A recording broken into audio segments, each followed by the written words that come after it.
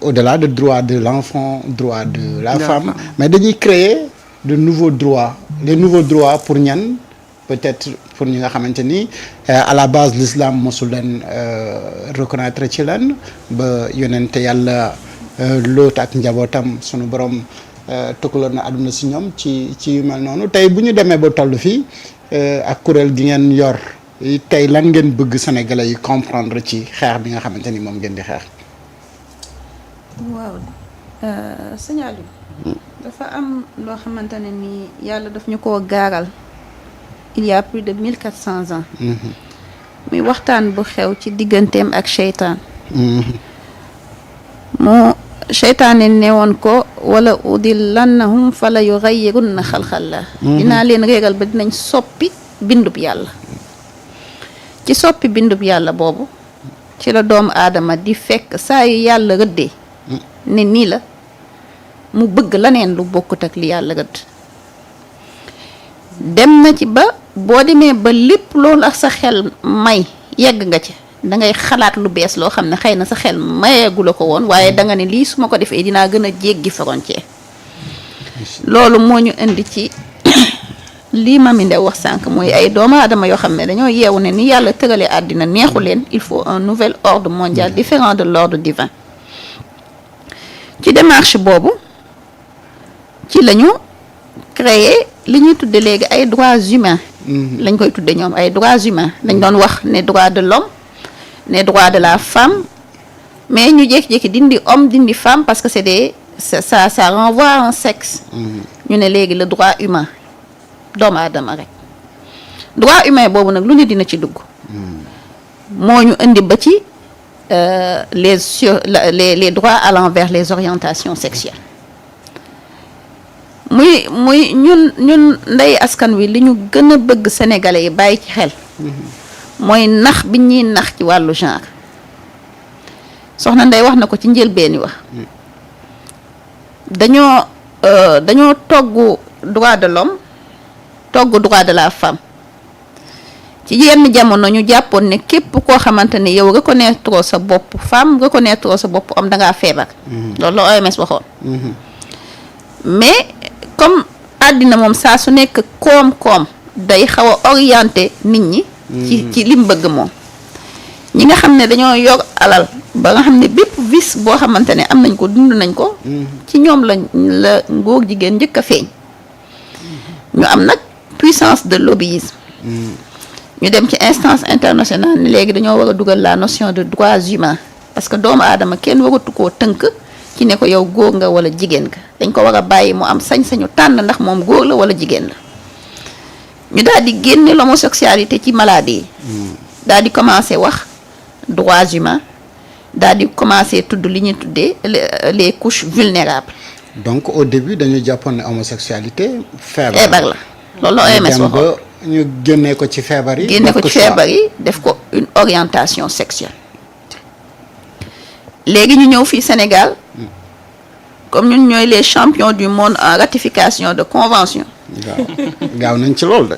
lu ñu indi ñu signé sans réserve bu ñu indee yu mel noonu ànd ak droit yu mel noonu dañoo ànd ak seeni convention ànd ak seen agenda. dont l'agenda du genre.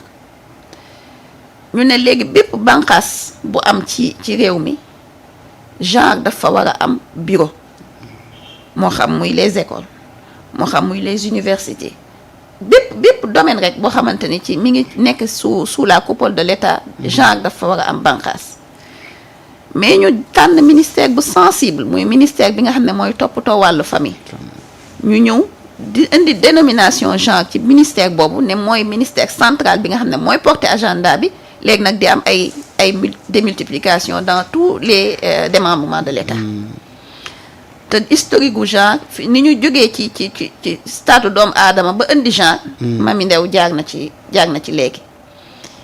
ñu indil ñu ci ministère de la famille démembrement genre léegi démembrement genre bu ñëwee ci ministère boo xamante ni dafa censé woon toppatoo njaboot gi te njaboot mënul lu sosu lu dul ci diggante ñaari waaye dencante. kii di góor kii di jigéen ñu sos njaboot léegi ñu indil la genre te genre laytaay bi ko tax a njëkk a jóg mooy l'orientation sexuelle qui permet à ki nga xamante ne góor la ànd ak moroomu góoram sos famille bu yàlla dogalee ni lii comme nature nanguwu ko doom du ci am ñu indil leen ay mécanismes yu leen permettre ñu mën a adopter ay doom bu dee ñaari jigéen la kazalika naka noonu ñu am mécanisme yu leen permettre ñu mën a am ay doom. doom jooju fu kan mooy nekk ndey jeeg baay ji. loolu l'essentiel c'est que am nañ doom daal après ci couple bu nekk nag dina am ki nga xam mooy jël position yaay ji am koo xam mooy jël position baay. mooy li Seyda wax. parent 1 ak parent 2. ak parent 2. duñu wax sax le mère et le père dañuy wax parent 1 parent 2. parce que ba tey buñu nee mère dañu mel ne dañ ko ne yow jigéen nga. buñu nee père dañ ko ne yow góor nga. donc won la rek yàqu-yàqutee àddina fi muy yegg. te jubluwaay bi mooy effectivement comme ñoom nee nañ doomu aadama yi dañoo bari parce que ñoom ñooy déterminer li yàlla war a am ci ay jaam ci kaw suuf. parce que ñoom ñoo supérieur à l'ordre divin. comme doomu aadama yi dañoo bari il faut trouver des mécanismes pour les réduire te ku ne xam na ne famille bu stable dans un couple hétérosexuel njaboot da ciy judd. donc si on multiplie les couples homosexuels et les familles monoparentales. il va de soi que la population de la terre va diminuer naturellement. évoqué na léegi la question d'inceste. mu lay choqué. mais effectivement il y a des pays où depuis plus de 10 ans ñi ngi discuter la possibilité de sortir l'inceste du code pénal parce que dañu ne ñoo légaliser wuñ ko sax moom gaa waaye ñi ngi koy mettre sur la table parce que dañu ne comme léegi dañoo indi la notion de droits humains et que doomu aadama bi mën naa am li ñuy tuddee sa famille sa mère biologique waaye mën naa am li ñuy tuddee famille d'accueil su fekkente ne nit ki dañ koo jëlee ci famille biologique am yóbbu ko ci famille d'accueil mu am koo xamante ne parce que ñoom léegi ak seen droit de l'enfant yi léegi loolu dafa commencé bari da ngay fekk xale bu nekkoon ci kër yi ci ay waajuram xale bi ne ni muy dundee ak ay waajuram neexu ko nga jëlee ko ci famille boobu placer ko dans une famille d'accueil léegi famille d'accueil boobu nga ko placer ñoom lay jël seen sant kooku la ñuy considérer que mooy yaayam kooku la ñuy considérer comme mooy papa. léegi moom dafa jàpp ne dès l'instant où am na beneen yaay am na beneen papa kon moom ñële bokkatuñu dara.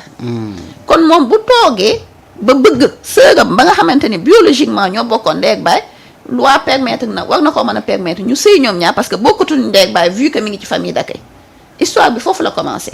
et donc il commence à poser la question effectivement si la loi permet des familles d'accueil un enfant n'appartient plus à sa mère biologique mais appartient maintenant à sa mère adoptive donc il n'y a plus de lien de parenté entre lui et ses frères ou sœurs biologiques donc il doit y avoir possibilité de mariage. mais fan la ñuy sànni deret bi nga xamante ni moom moo mel ni deret c'est la famille et ils ont jeté la famille à la poubelle c'est la famille qu'ils veulent détruire et si la famille est détruite lien biologique bu ñuy mën a justifier ne mooy tax ñu ànd mënut a am ci diggante ñaar ñii loolu lañ bëgg ñu kaase ko ni ñu nangoo ne góor ak góor mën nañoo ànd jigéen ak jigéen mën nañoo ànd góor ak mala ak jigéen ak mala mën nañoo ànd ak nit ku faatu lu nekk ñu nangu ko noonu lañ nangoo ne nit war naa mën a ànd ak koo xamante ne biologiquement ñoo bokk ndey ak baay puisque y a la notion de famille d'accueil moo tax Sénégal bu ma gisee ñuy commencer di ruumandaat ay famille d'accueil dama naan ñun dama defee ni fi mu ne dañuy doxee bopp parce que y a des choses boo koy jël ne dama koy indi di ko installer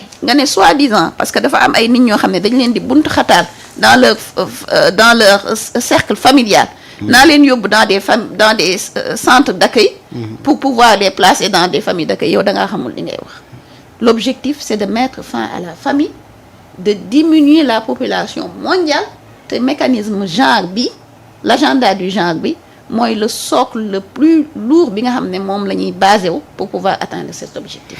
mais yaa Seyda li docteur di wax ni